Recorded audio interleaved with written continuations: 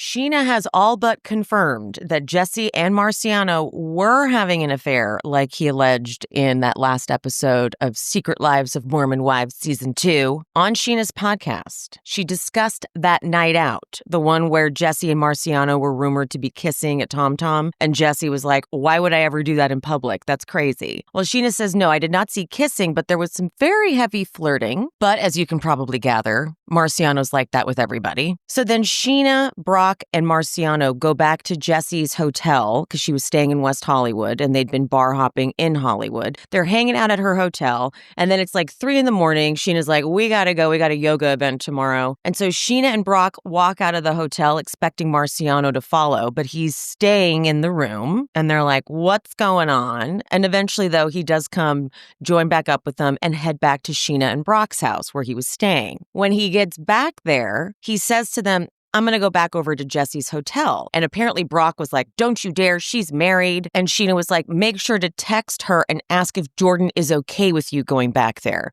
Supposedly, Marciano showed Scheana a text from Jessi saying like, haha, yeah, he knows. So Marciano goes over to Jessi's and then comes back to Scheana's at like 7 a.m. and tells her exactly what he says to Layla in that last episode about how they'd been having an affair. So then they all go attend this yoga event. It was some branded influencer thing. And Jessi outright denies that anything happened. And when Sheena's like, but I have both of your locations, of course she does, Jessi says, well, Marciano wanted to hook up with someone who was in West Hollywood. And because you lived in the Valley, he asked if he could crash at my hotel. And that's it. Nothing happened between him and I. Now, in case you missed it, when Jessi went on Nick Viall's podcast, I caught a few things she said that sounded vaguely like she was admitting to something. She said something about when people hear the full story, they'll have a little bit more compassion for her or understanding for her, and that she's happy to take accountability where she should take accountability. But then also got into that Jordan's not this great guy she's been painting him out to be. And I was just putting little tiny pieces together going, I don't think she's outright denying that there was an affair. These were my thoughts even before I heard what Scheana had to say.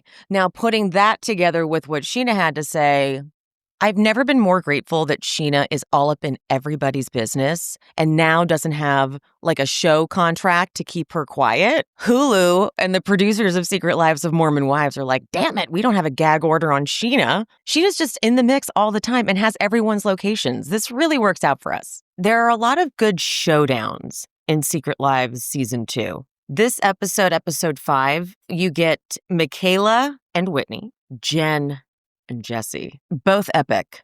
Hi, by the way. Welcome back to She's Speaking. I'm Emily. And if you didn't know, I am covering all of Secret Lives Mormon Wives Season 2, episode by episode. And today is episode 5. I'm calling it the Showdowns. But before I get into that, make sure you're subscribed, following the show, like, and comment if you're watching on YouTube. Love you. Let's do it.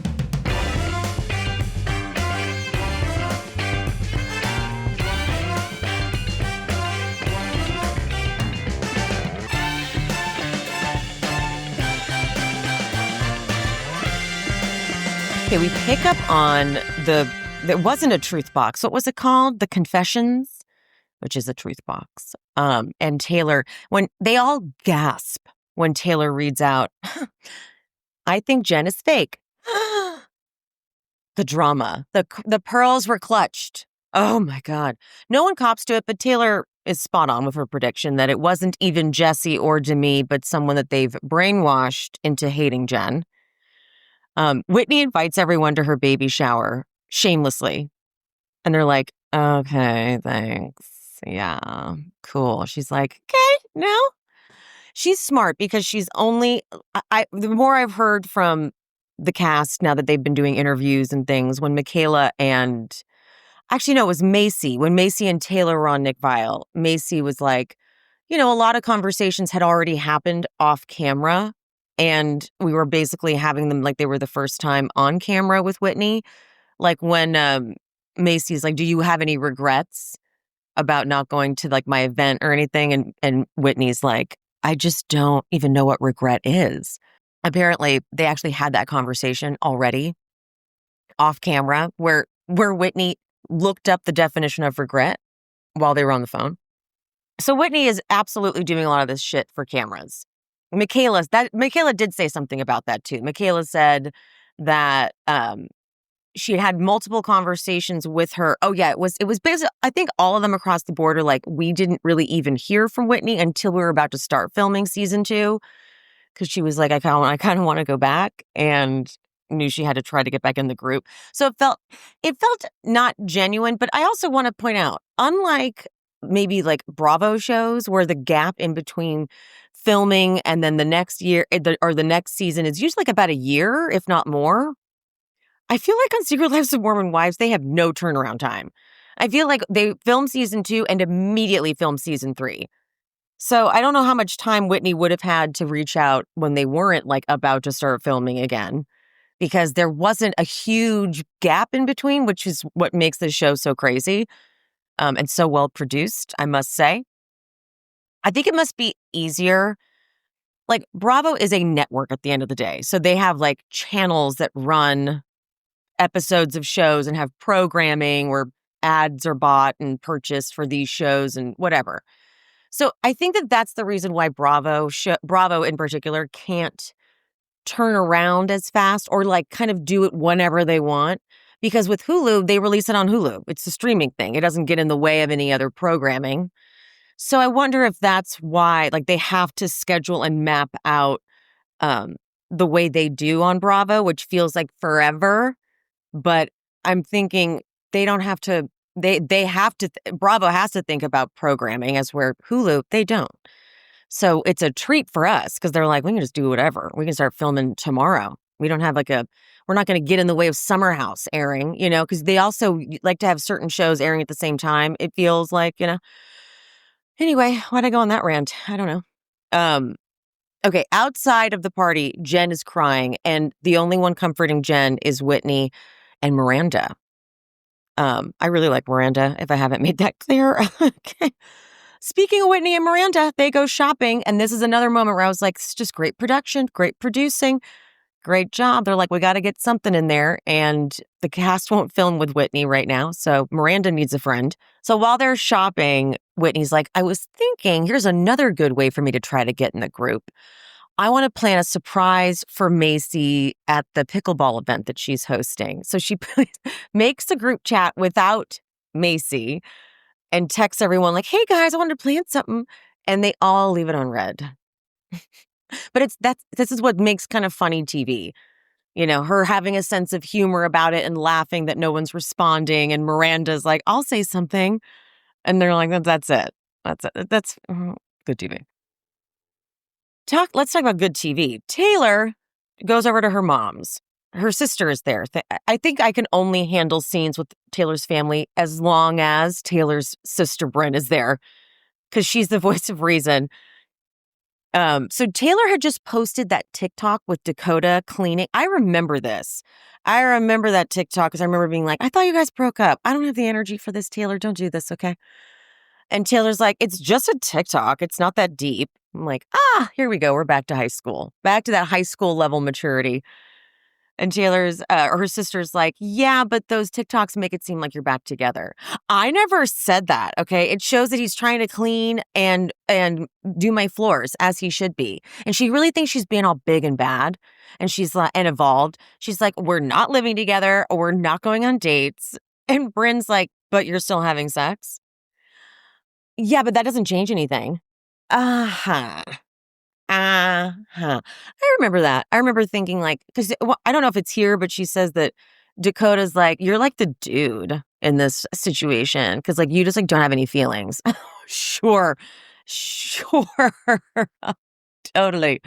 That's what's happening. No feelings at all from Taylor, please. I've done that too. I've so tried to pull that off.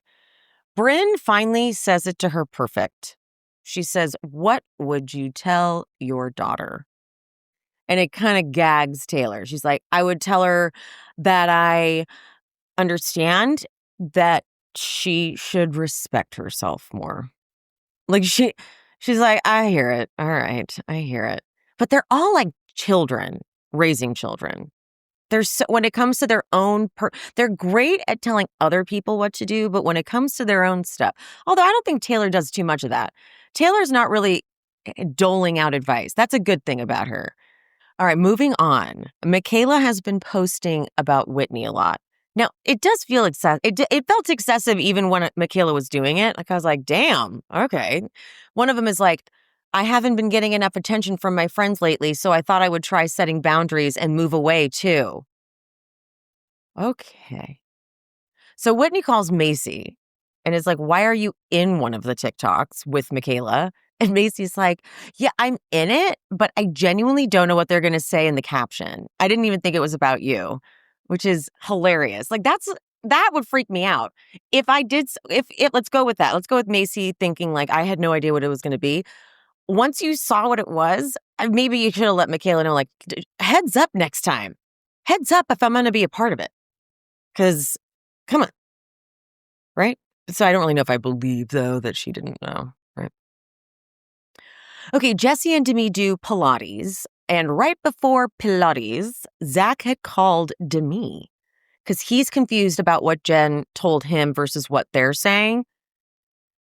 The Ben Affleck relationship is really coming out to bite Jen because Jessi is using this, lie about the Ben Affleck relation and taking it way too far. Like, she's like, Jen is a pathological liar. And if you'll lie about this, what else are you willing to lie about? She's judgy. There you go.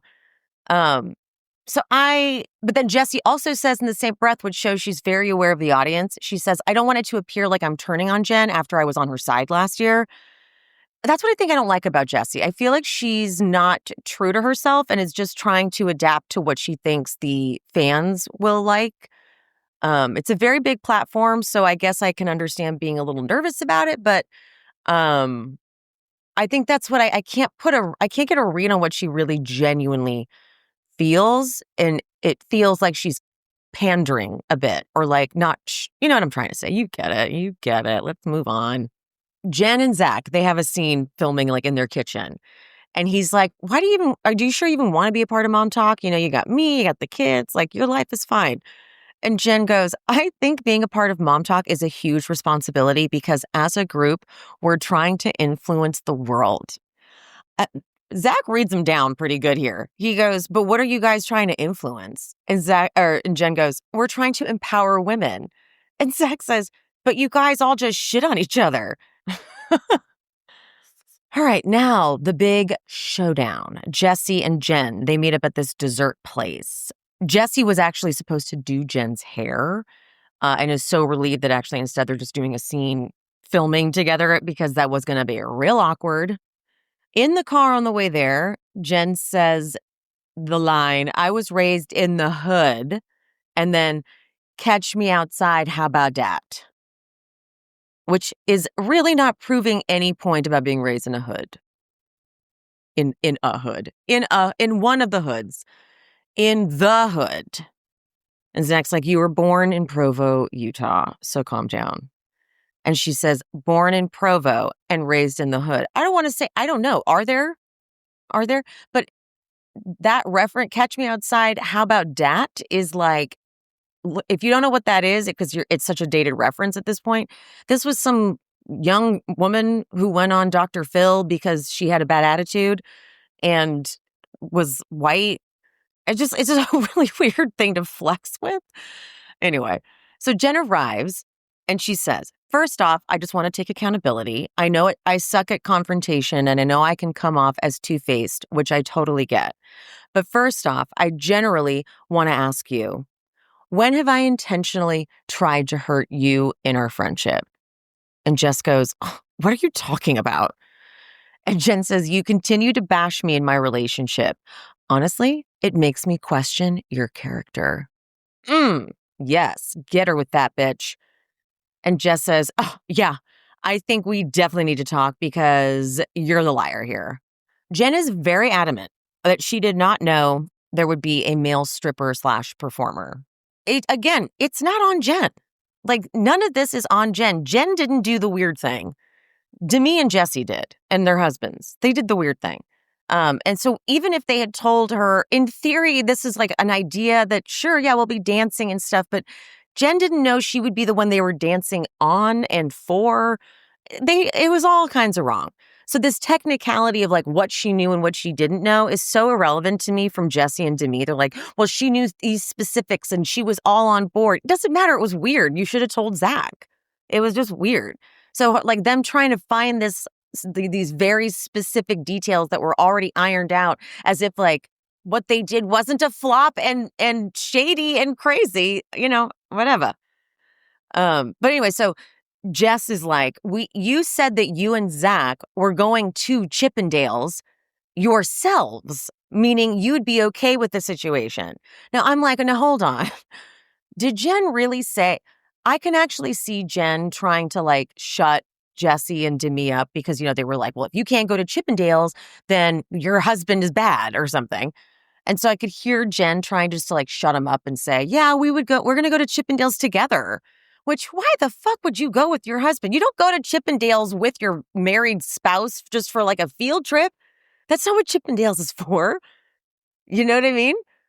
And so, but I don't know if that was Jess's way of being like, so therefore you would be cool with a male.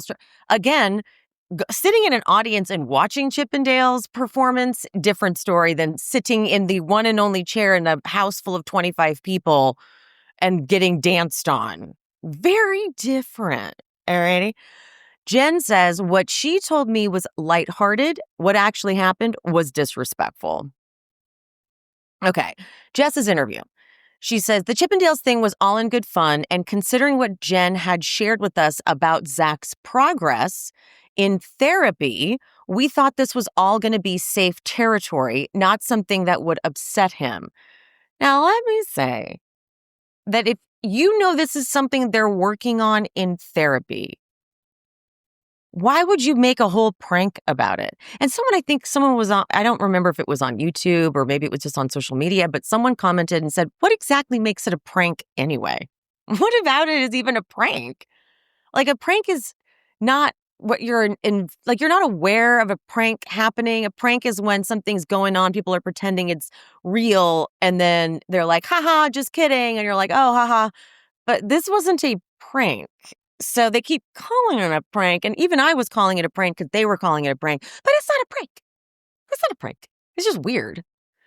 And Jess is like, we kind of thought it would be closure for the whole Chippendales thing. That's not what pranks are for either. You guys just really just take the L, for crying out loud. Just take the damn L. Jess goes, excuse me, if you go to Chippendales, they put your hands on their ass. It's way worse. Okay, thank you. But that's only if you get called up on stage. That's only if you get called up on stage. Not every single person goes up on stage.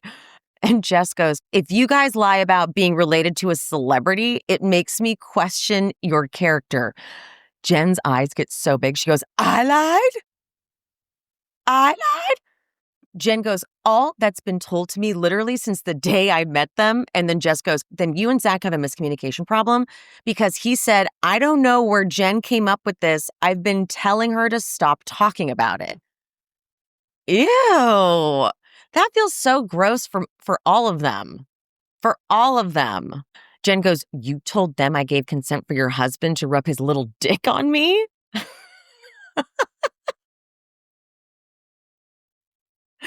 Oh my God. Jess goes, oh, you're such a prude. And then Jen goes, yeah, well, I know about your past. If you're asking to swing with us, it's a no. I'm done with this conversation. Walks out. She does leave Jessi sitting there looking kind of stupid. Jessi's like, oh, okay. Okay. I just don't get why Jessi's energy is what it is towards Jen. It's like you so quickly turned on her as soon as her husband, who you've been saying so much shit about, up until now, it was like, you need to leave your awful husband. He's a narcissist. He's abusive. Like, go back to last season. Girl, you had a lot to say. That monologue when you guys were still in Vegas the next day after the whole thing with the Chippendales happened. Oh, my God. So Jessi's kind of a mess to me. Moving on to the next showdown.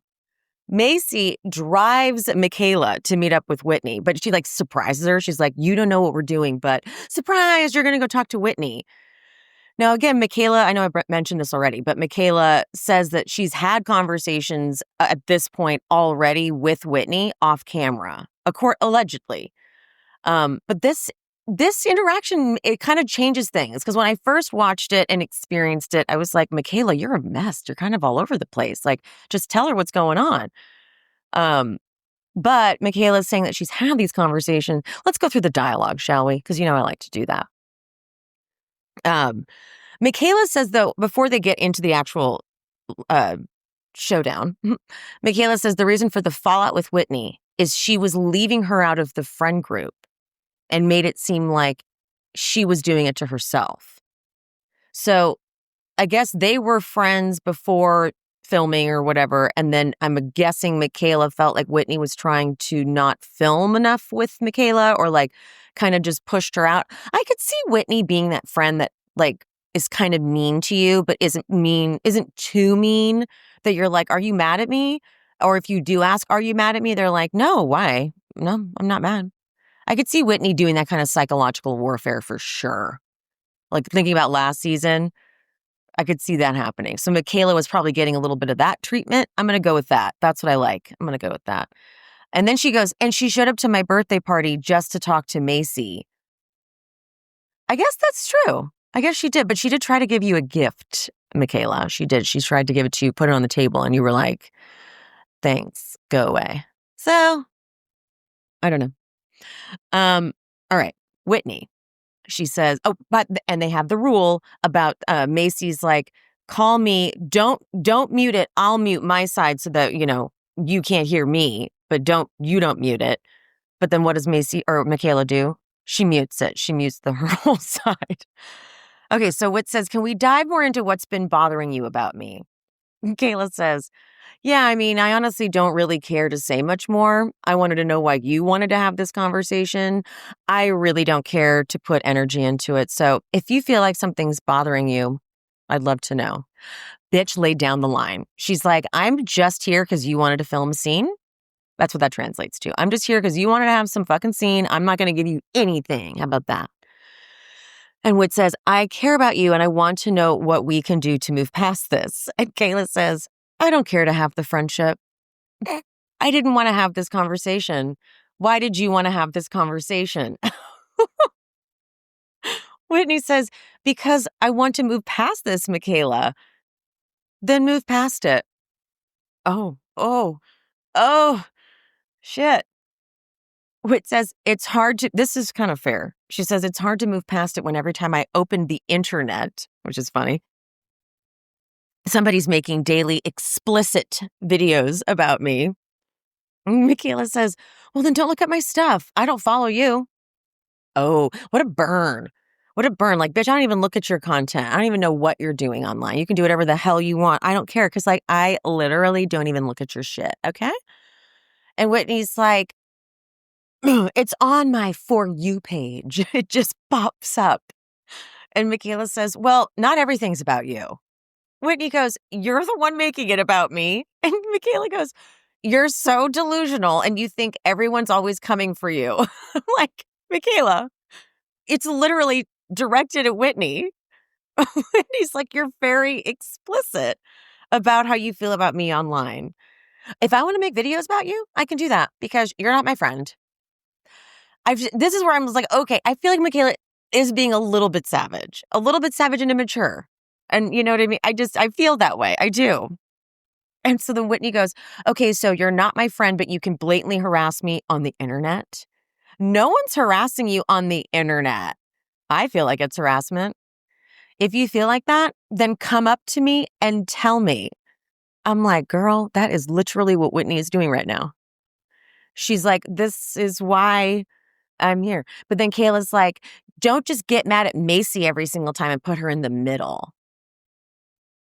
Now Michaela starts saying sisterhood a lot, but she's on mute. So she's like, in this sisterhood, I just feel like we need to be better friends. And in this sisterhood, this is nothing, literally pointless and she just looks insane. Whitney's like, why are you? Yes, got it. The sisterhood. What? Thanks. Yes, the sisterhood. That's so amazing. No resolution there, clearly. Okay, Dakota goes over to Taylor's to talk about their relationship. And she tells him they should take a step back. LOL. LOL. It's really silly to invest in these conversations because we just know that they're off and on, right? All right, now it's Whitney's baby shower. It's actually really smart to have the bunnies to cuddle with because I always wonder that about like the sip and sees. Like you don't want to pass a kid around because they're going to get all the germs from all the people, right? So to have a bunny, that would be awesome. I want a bunny so bad. Jen tells Whitney it was Layla who wrote the fake note. And Jen thinks that Layla was just trying to fit in with Jessi and Demi. And that's not wrong. Now, meanwhile, because this baby shower is going on, Jordan and Jessi throw a barbecue dinner. And the guest list is Layla, Michaela, and Chase, and Demi and Brett. And Demi's such a bitch, though. I'm sorry. Like, just because you don't like Whitney, you don't want to go to her baby shower, like, support what? The baby's here. I'm like, okay. But then Jessi and Demi, they're like, actually, Jen is my new Whitney. Which is a very telling quote, isn't it? Jen is my new Whitney. Because you got to have someone to hate, right?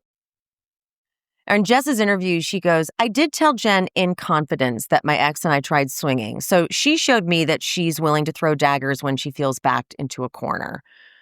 And I also think it's interesting that you haven't mentioned that either. I think you maybe should mention that.